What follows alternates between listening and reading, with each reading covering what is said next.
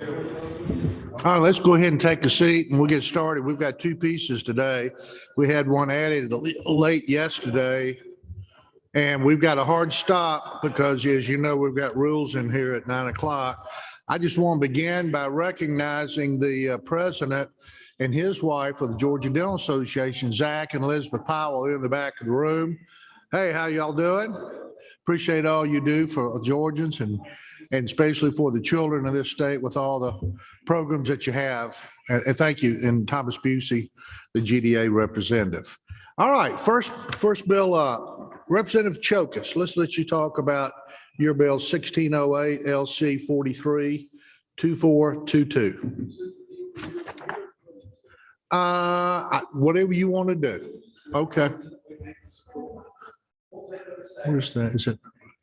Yeah, probably. Good. Good morning, Mr. Chairman, members of the committee.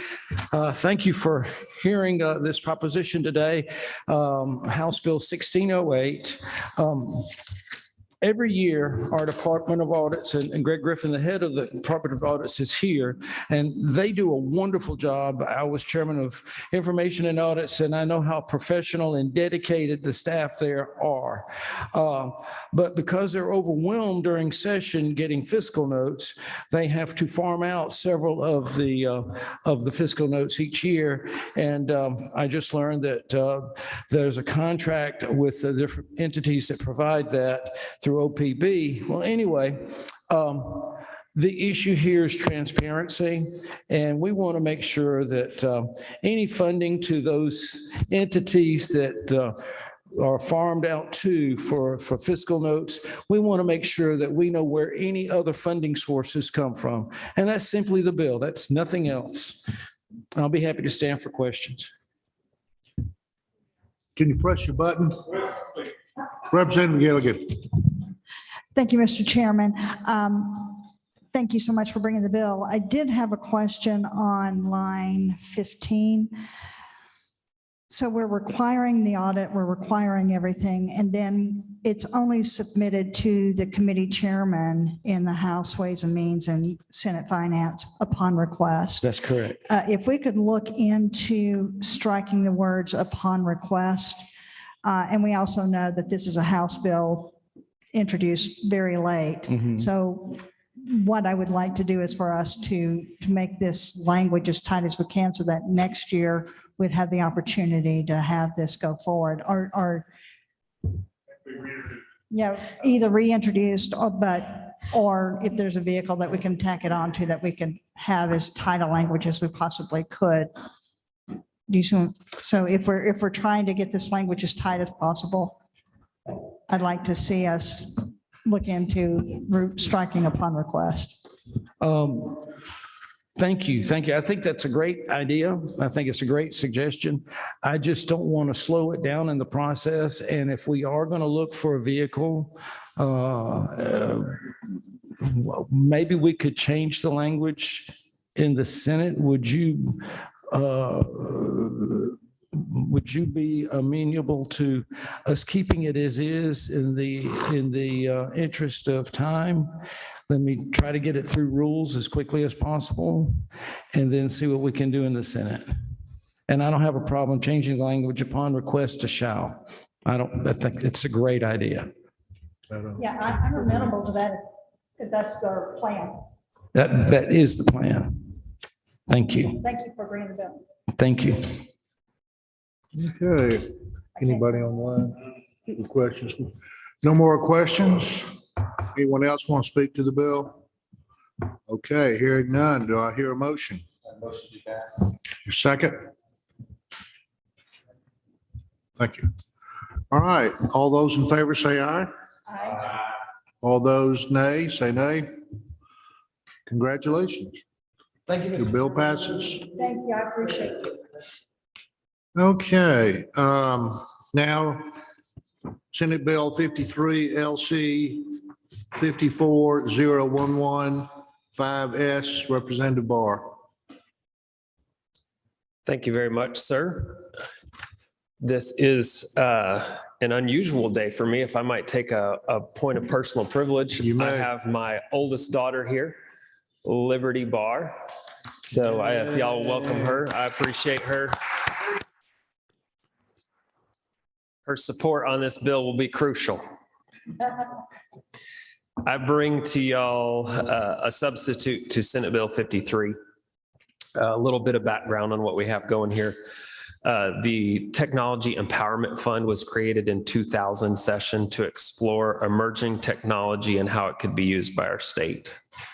It is important to note that once the funds put into the Georgia Technology Authority, it is difficult to get them back in the appropriations process, and they roll over year to year. This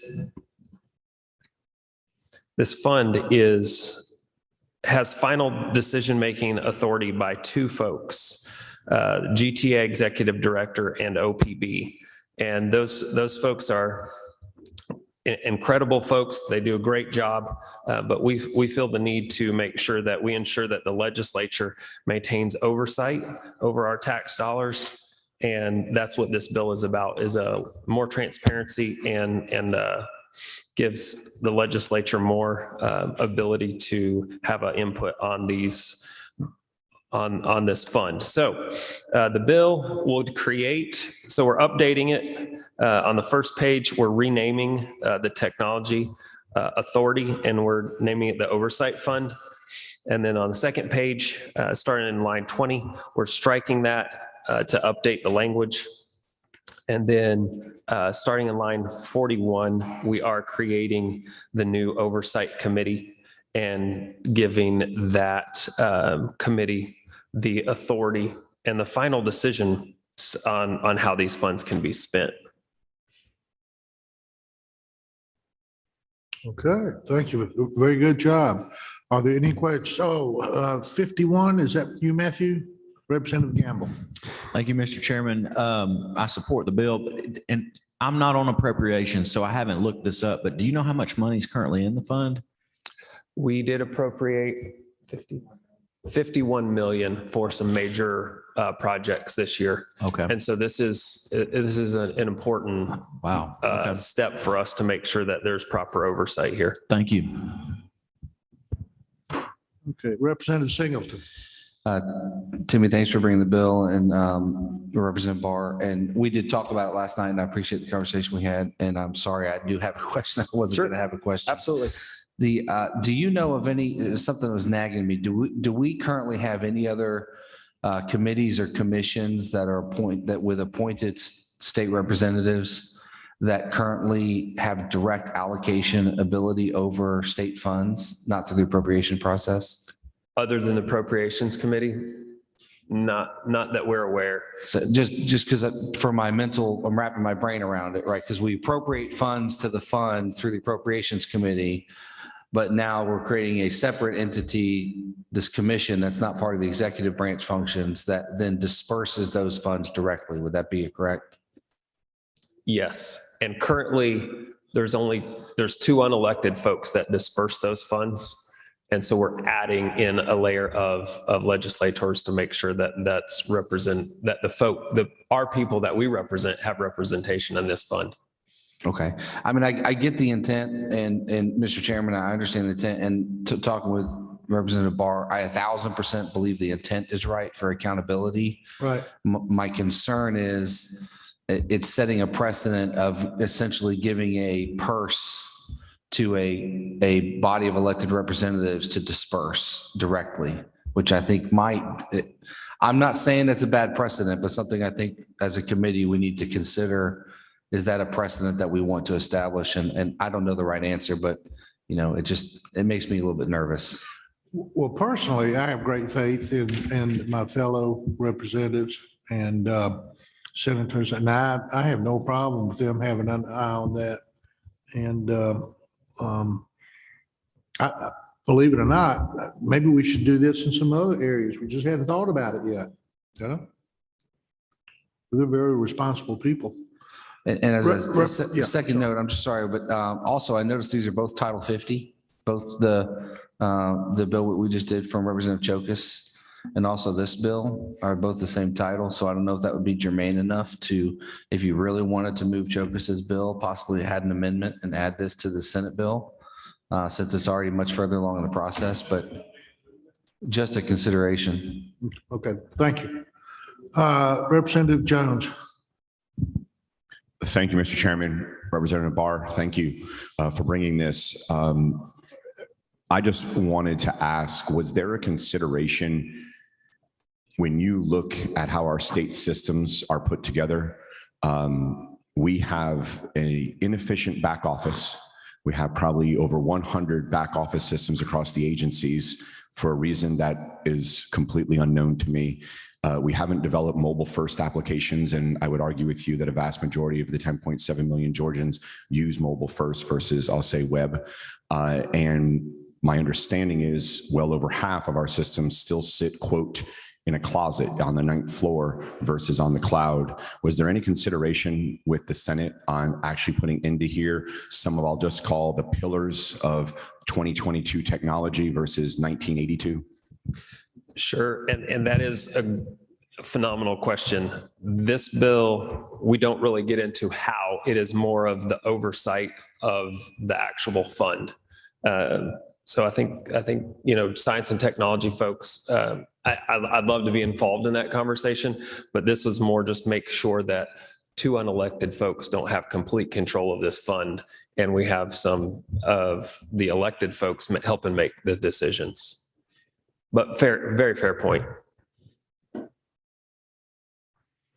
Okay, Representative Spencer Fry, online. Thank you, Mr. Chair. Representative Barr, I think this is a great idea, and I'll echo the chair's comments on bringing our state technology up to the 21st century is going to be key, and I hope that this is a step in that right direction. But thanks for bringing it. Thank you very much. All right. Anyone would wish to speak to the bill? Seeing none, do I hear a motion? Second. All those in favor say aye. Aye. All those against say nay. One nay, the rest ayes. Congratulations, Timothy Barr, you have your bill. And I would like to say, I'm going to miss you a lot. This is one of my mates from Hall County. He has been a great representative. He's been such a good guy to work with, great family man. And I wish you the very best in your next endeavor when you go to Congress. It has been an honor. Thank you all. Thank you. All right, we are adjourned.